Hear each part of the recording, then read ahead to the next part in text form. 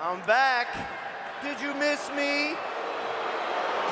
Logan Paul is a well-known YouTuber and social media influencer who gained a massive following for his comedic vlogs and stunts. He currently is signed with the WWE, hosts one of the most viewed podcasts in the world, and is co-owner of the most successful influencer-launched brand, if those are even recognized accolades. Fastest growing sports drink in history. You can go about this in two ways. One is statistically, which is fucking lame. That's the lamest way to measure anything. 100%. But how can we allow Logan to remain in the mainstream after this? I'm just kidding. Hi, my name is DomDoesThings, and today we're going to talk about cancel culture. It's a term that's been thrown around a lot lately in regards to Logan, so let's take a closer look and see how Mr. Paul retains his popularity and avoids cancellation. Oh, that's good. Yeah! Emil Durkheim claimed institutions were the backbone of society and are what keep people in check. Socially normative behavior may differ depending on what culture you live in, but deviance is any behavior that goes against the social norms. Deviance is not only limited to crimes, but socioeconomic status, sexuality, and more. Sanctions are reactions by members of a social group indicating approval or disapproval of a mode of conduct and serving to enforce behavioral standards of the group. Negative sanctions, which can be informal such as a rude stare, or formal, like a traffic ticket, are the penalties that are imposed on individuals who engage in deviant behavior. Cancel culture is a form of social sanctioning that involves boycotting or ostracizing an individual or group that has engaged in behavior that is deemed offensive or harmful. According to sociological theory, cancel culture is a form of social control that serves to maintain social order and reinforce dominant cultural norms. In other words, the act of canceling someone is a way to enforce what is considered acceptable behavior in society. It is a form of social sanctioning that is often used in response to behavior that is deemed offensive or harmful. To be canceled is typically a term used to describe the widespread practice of calling out individuals or groups for their problematic behavior and demanding accountability. Additionally, it operates through the use of shame and stigma. Simply put, it is a way of enforcing cultural norms and maintaining social order. Let's take a look at a case study of Logan Paul's first experience with cancellation. In December 2017, he faced backlash when he posted a video from a trip to Japan that included footage of a man who had recently committed suicide. In the video, Logan and his friends visit Aokigahara, a forest in Japan that is known for being a site of frequent suicides.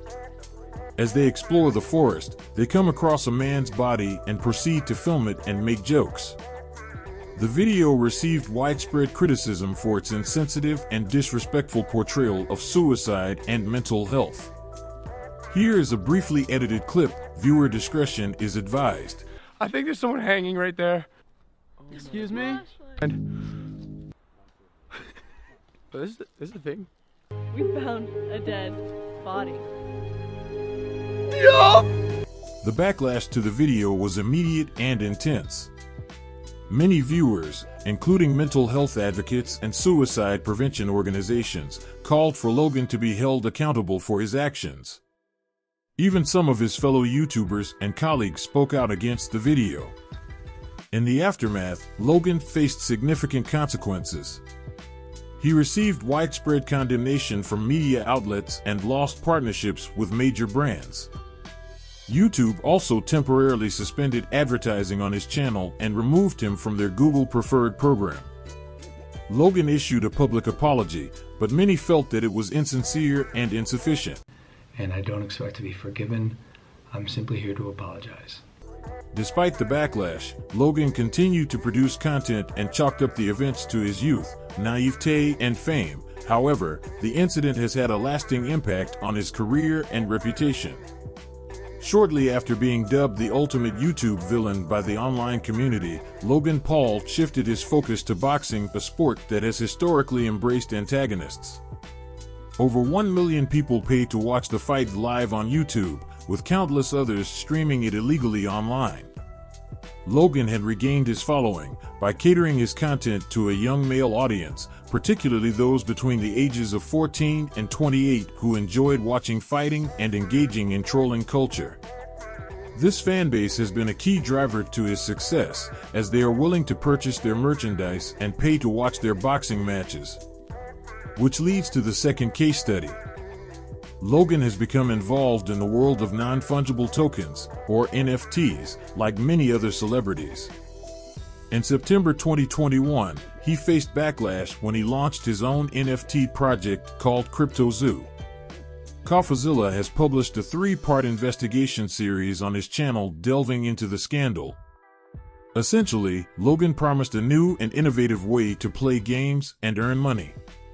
This game was supposed to work by allowing users to buy and sell unique digital items using the CryptoZoo app. These NFTs could then be used in games or traded on a marketplace. They promoted an NFT game that was supposed to work a little like Pokémon trading cards, but they never planned to actually make the game. However, it soon became apparent that the game was actually a scam. There were known criminals that worked on the team, such as Jake the Crypto King Greenbaum and potentially Logan himself, who had planned to defraud users out of their money. The fallout from the CryptoZoo project is still ongoing, but it has already had some significant consequences. Several major NFT marketplaces have removed the CryptoZoo project from their platforms, and Logan has faced criticism from fans and critics alike. Logan has since published a public apology, which has now been deleted. Unlike his first encounter with the culture mob, Logan has said little to nothing else about the ongoing issue and shifts the blame off himself. Jeff, Logan's manager, to my knowledge, never sold. Neither did Logan Paul. I repeat, Jeff and I made no money and will never make any money on CryptoZoo. In fact, we only lost money trying to pick up the pieces. Why hide that? Trust me, CryptoZoo is coming. I will make damn sure of it. Age actually is a relevant factor when it comes to Logan's patterns of deviance. Adolescence can often coincide with integral steps towards financial and social independence.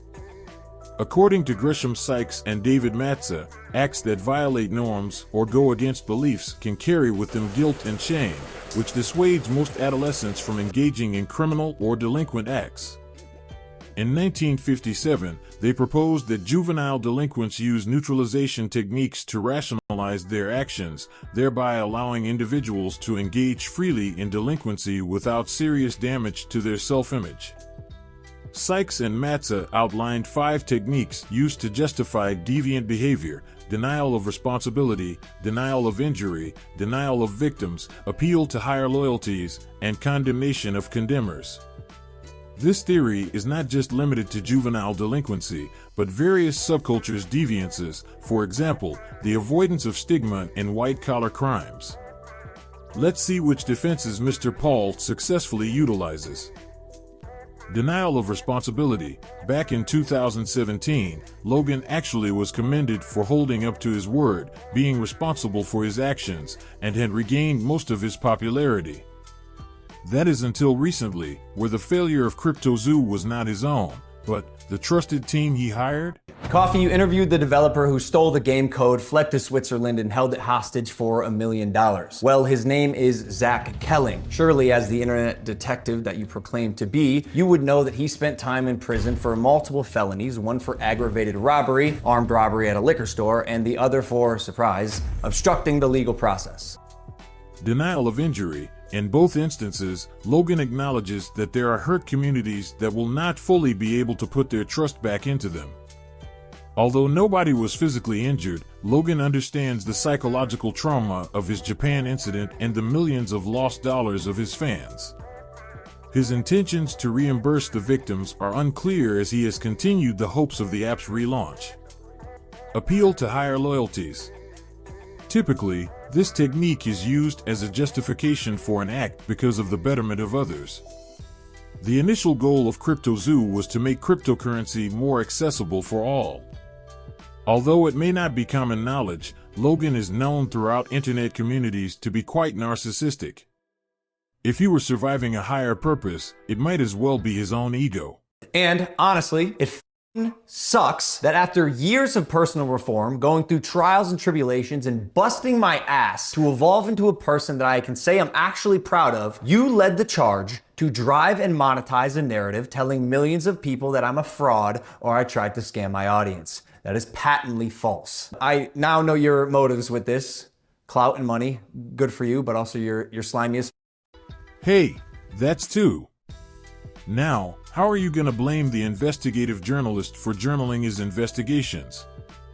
That's his job. Finally, denial of victim. Typically, those who utilize this technique see themselves as the victim, and while that may apply to Logan, they also use this to justify their behavior. I would like to give Logan the benefit of the doubt and hope he doesn't have it out for his fans. Based on our analysis, it is clear that cancel culture is a real phenomenon that exists in contemporary society. However, it is important to note that it is not a new phenomenon. Social sanctioning has always been a part of society, and cancel culture can be seen as simply another form of this. The key difference is that cancel culture is often driven by grassroots movements rather than traditional institutions of power. So, how does Logan Paul avoid cancellation? In simple terms, he doesn't. The widespread use of social media and online platforms has made it easier than ever for individuals and groups to call out problematic behavior and demand accountability. Many would argue that, in this case, cancellation was a necessary and positive force for holding Logan accountable for his actions.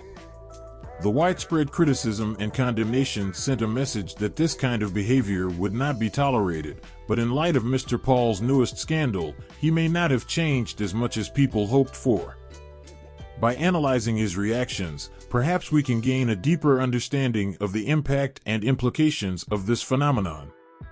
Some argue that cancel culture is a necessary tool for creating a more just and equitable society, while others argue that it is a form of censorship and stifles free speech and open debate. Let me know what you guys think down below in the comment section, and as always, thanks for watching.